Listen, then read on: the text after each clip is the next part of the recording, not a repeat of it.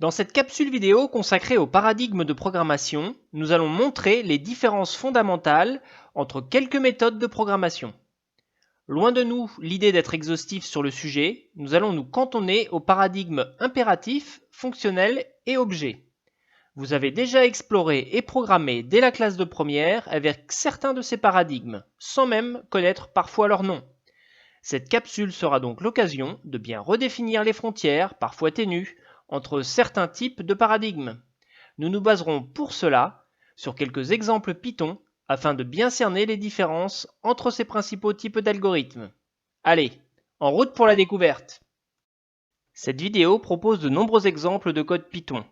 N'hésitez pas à mettre la vidéo sur pause lorsque cela est nécessaire, puis tapez sur votre IDE Python préféré les différents codes afin de bien les assimiler. C'est en effet en codant que l'on apprend à coder. Avant d'étudier en détail quelques paradigmes particuliers, voyons à quoi correspond un paradigme pour un langage de programmation. Un langage de programmation est un langage artificiel conçu pour programmer un ordinateur.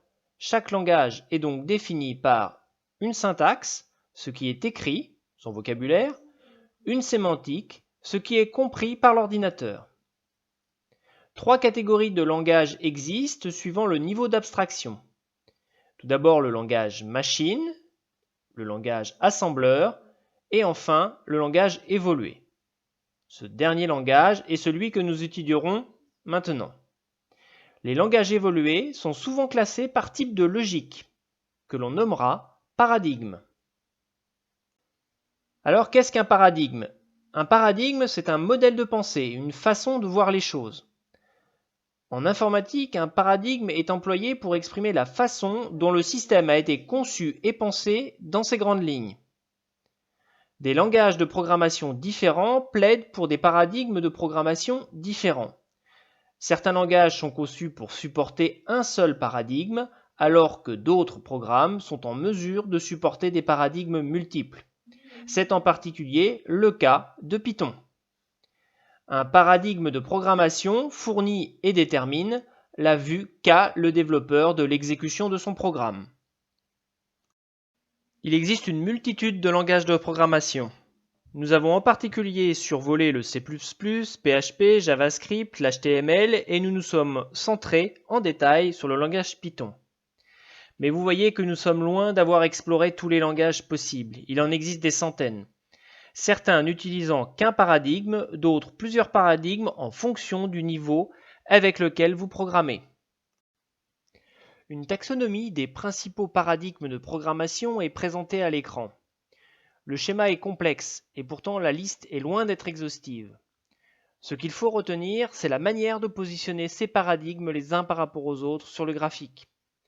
L'axe des abscisses nous permet de classer ces paradigmes en fonction de leur famille, de la plus déclarative à la moins déclarative. Vous voyez que ce classement rend bien compte de la subtilité des langages et de leur syntaxe. Observez bien la position du langage SQL déjà vu cette année, qui est à la fois parmi les plus déclaratifs de par sa structure relationnelle, mais qui est également un des moins déclaratifs car il correspond à une structure de programmation transactionnelle. Sur le schéma maintenant présenté à l'écran, nous voyons les deux principaux axes de paradigme, même si la frontière est parfois fongible. Première grande famille, les paradigmes impératifs. Certains, plus structurés que les autres, seront nommés orientés objets. C'est en particulier le cas de Python. Deuxième grande structure, les langages déclaratifs, fonctionnels, logiques ou descriptifs, comme en particulier le langage HTML vu précédemment. Cette présentation est volontairement simpliste pour vous montrer où positionner les paradigmes étudiés cette année et en particulier dans cette vidéo. Tous les spécialistes de l'informatique ne sont pas d'accord sur les détails de cette taxonomie. Ce classement évolue par ailleurs au cours du temps, en fonction du développement des langages. Nous pouvons cependant retenir quelques grandes familles. Nous examinerons quelques-uns de ces paradigmes classiques. Tout d'abord, la programmation impérative, que vous avez déjà vu en classe de première. La programmation déclarative, puis nous verrons la programmation fonctionnelle, déjà esquissée dans les précédents cours, Et enfin, la programmation orientée objet, qui fait l'étude d'une capsule séparée cette année. Pourquoi les paradigmes sont importants? Ce sont les paradigmes qui définissent en particulier la manière dont vous programmez. Sans eux, il n'y aurait pas de règles ni de conventions dans le domaine de la programmation. Il existe, comme nous venons de le voir, une multitude de paradigmes, et notre objectif est de distinguer sur des exemples les paradigmes impératifs, fonctionnels et objets. Cela nous permettra de choisir le paradigme de programmation adapté selon le champ d'application de vos programmes. À noter cependant qu'avec un même langage de programmation, on peut utiliser des paradigmes différents. Et dans un même programme, on peut utiliser également des paradigmes différents. Premier paradigme étudié, le paradigme impératif. Nous allons donc voir que cette programmation impérative est relativement simple. Alors qu'est-ce que la programmation impérative? Le paradigme de programmation de base, c'est celui que vous avez utilisé en classe de première. La programmation impérative est simple pour les débutants et facile à comprendre. Les instructions sont lues et exécutées de haut en bas, et c'est tout.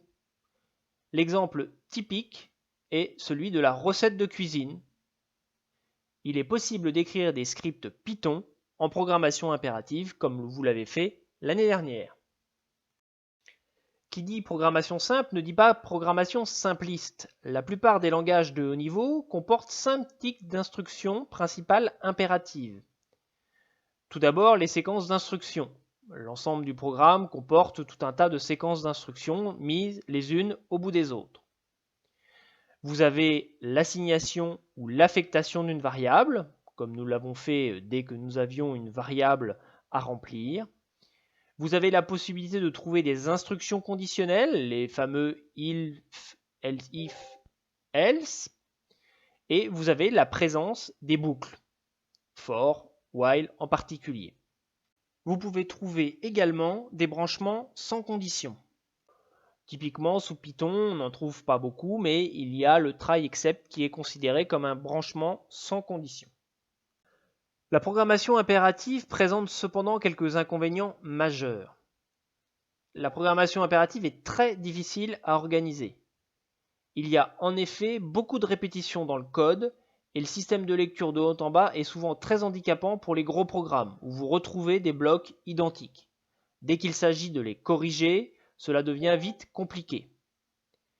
Cependant, nous écrirons des morceaux de script Python en programmation impérative, mais nous allons utiliser en parallèle d'autres paradigmes. Étudions maintenant un deuxième paradigme assez classique et que nous avons vu dans certains langages l'année dernière, le paradigme déclaratif. En programmation déclarative, on écrit le quoi, c'est-à-dire le problème. Par exemple, les pages HTML écrites l'année dernière sont déclaratives, car elles décrivent ce que contient une page, un texte, un titre, un paragraphe, et non comment les afficher, le positionnement, la police de caractère, la couleur. Il existe plusieurs formes de programmation déclarative. Tout d'abord, la programmation descriptive, à l'expressivité réduite, ce qui permet de décrire des structures de données, comme le HTML ou le LaTeX. La programmation fonctionnelle, qui perçoit les applications comme un ensemble de fonctions mathématiques, comme Lisp, KML, Haskell et Oz. La programmation logique, pour laquelle les composants d'une application sont des relations purement logiques, comme le Prolog et Mercury. Enfin, la programmation par contrainte. Voyons quelques avantages de la programmation déclarative. Le paradigme de programmation déclarative est le plus évident derrière la programmation impérative, puisqu'il ne nécessite pas de structure. La programmation déclarative n'induit aucun code dans le programme de base. Pour toutes les opérations de calcul, de manipulation des données ou autres, on utilise des fonctions. Le code exécuté ne fait alors qu'appel à des fonctions et ne gère les relations entre les variables. En résumé, le code est mieux structuré. C'est une forme de programmation sans effet de bord, ayant généralement une correspondance avec la logique mathématique. Maintenant que nous venons de voir les grands principes du paradigme déclaratif, voyons un de ses sous-ensembles, la programmation fonctionnelle. En programmation fonctionnelle, un programme est un appel de fonctions avec un certain nombre de paramètres, eux-mêmes pouvant être des appels à d'autres fonctions. Le programme ne renvoie alors qu'un seul résultat, parfois très complexe, parfois une nouvelle fonction, mais un seul résultat. La programmation fonctionnelle, ce n'est pas seulement l'idée de passer par des fonctions pour gérer les opérations, mais c'est également le fait de manipuler des fonctions comme si c'était des objets ou des variables. La programmation fonctionnelle utilise donc les principes de callback, c'est-à-dire qu'une fonction reçoit en argument une autre fonction et que cette fonction en argument est exécutée à l'intérieur de la fonction principale. Voyons quelques pistes pour mettre en pratique le paradigme fonctionnel. Il y a tout d'abord une absence de variables mutables, d'affectation de boucles. Il n'y a que des fonctions, chaque fonction est une sorte de boîte noire vue de l'extérieur. Tout comportement est donc un enchaînement de transformations. Il s'agit d'un bon modèle de décomposition de problèmes permettant une analyse ascendante et descendante efficace.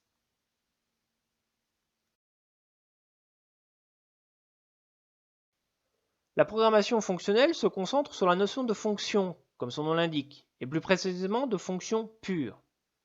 Une fonction pure est une fonction dont le résultat dépend uniquement des entrées et qui n'a aucun effet de bord. Attention cependant à ne pas vouloir contourner le problème sous Python avec des variables globales, comme dans l'exemple présenté en dessous.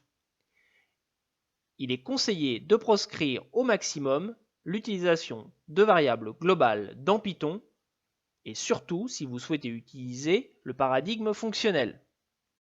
Les principaux avantages de la programmation fonctionnelle sont tout d'abord que la programmation fonctionnelle permet de structurer le code d'une manière extrêmement performante. Chaque processus est contenu dans une fonction, ainsi il est réutilisable et surtout isolable.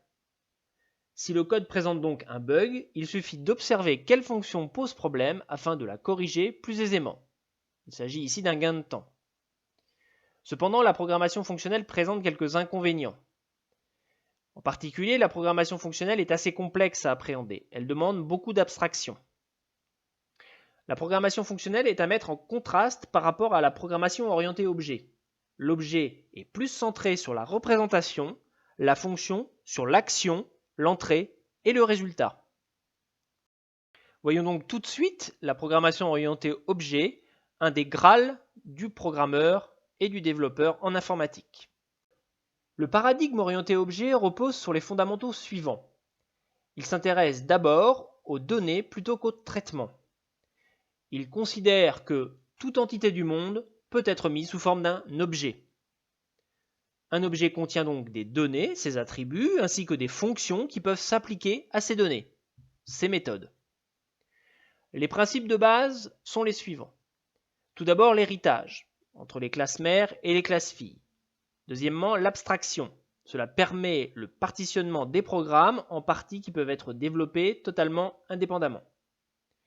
Le polymorphisme, celui-ci permet de structurer les programmes selon la responsabilité. Une tâche particulière peut être traitée complètement par une seule abstraction, qui en est alors responsable.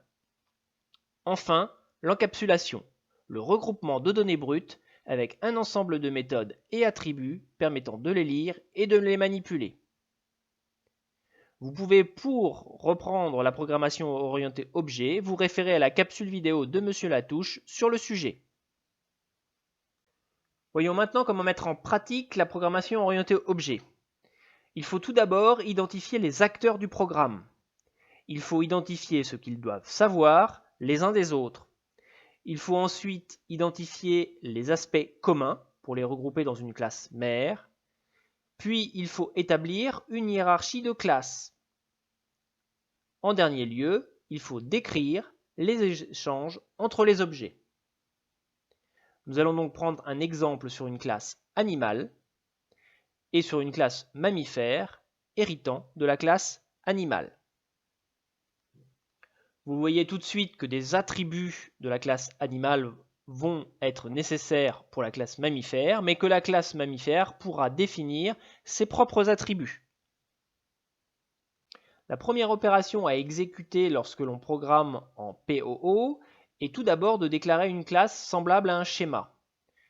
Pour cela, il est conseillé d'utiliser les schémas de la norme UML, acronyme pour Unified Modeling Language, sur lequel vous allez donner le nom de vos classes, puis préciser les attributs liés à chaque classe, et enfin les méthodes reliées à cette même instance.